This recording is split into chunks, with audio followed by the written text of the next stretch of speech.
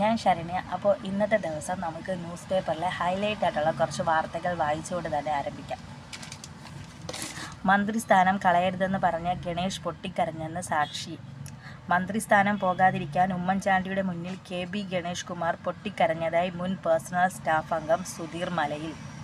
Solar ഗൂഢാലോചന കേസിൽ കൊട്ടാരക്കര കോടതിയിൽ മൊഴി നൽകിയ ശേഷമാണ് സുധീർ കൂടുതൽ കാര്യങ്ങൾ വെളിപ്പെടുത്തിയത്.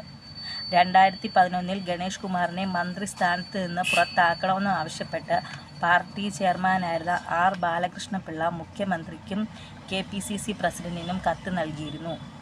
ഈ സംഭവത്തിലാണ് തന്നെ മന്ത്രിസ്ഥാനത്ത് നിന്ന് പുറത്താക്കരുതെന്ന് ആവശ്യപ്പെട്ട് മുഖ്യമന്ത്രിയായിരുന്ന ഉമ്മൻചാണ്ടിയുടെ മുന്നിൽ പൊട്ടിക്കരഞ്ഞത്. ബാലകൃഷ്ണപിള്ളയുടെ കത്തിൻ്റെ അടിസ്ഥാനത്തിൽ മന്ത്രിസ്ഥാനം പോകാതിരിക്കാൻ കേരള കോൺഗ്രസ് B പിളർത്തി മറ്റൊരു പാർട്ടി രൂപീകരിക്കാനും ഗണേഷ് കുമാർ തീരുമാനിച്ചു. ഇതിനായി പോസ്റ്റർ അടിച്ചു തിരുവനന്തപുരം നഗരത്തിൽ പലയിടത്തും പതിക്കുകയും സമ്മേളനം നടത്തുകയും ചെയ്തു. അന്നത്തെ UDF നേതാക്കളെല്ലാം ബാലകൃഷ്ണപിള്ളയുടെ നിലപാടിനൊപ്പമായിട്ടും ഉമ്മൻചാണ്ടി ഗണേഷ് കുമാറിനെ സംരക്ഷിച്ചു. ഇതാണ് ഉമ്മൻചാണ്ടി തനിക്ക് പിതൃതുല്യനാണെന്ന് ഗണേഷ് കുമാർ പ്രസ്താവന ഇറക്കിയതിന് പിന്നിൽ.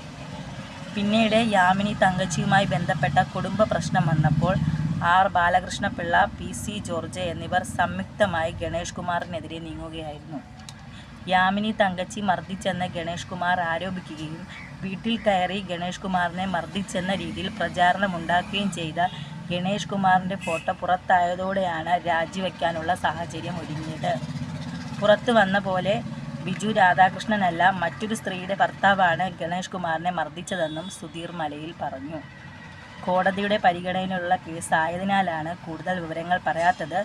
കോടതിയിൽ ഉയരുന്ന ചോദ്യങ്ങളിൽ കൂടുതൽ കാര്യങ്ങൾ പറയുമെന്നും സുധീർ മലയിൽ പറഞ്ഞു.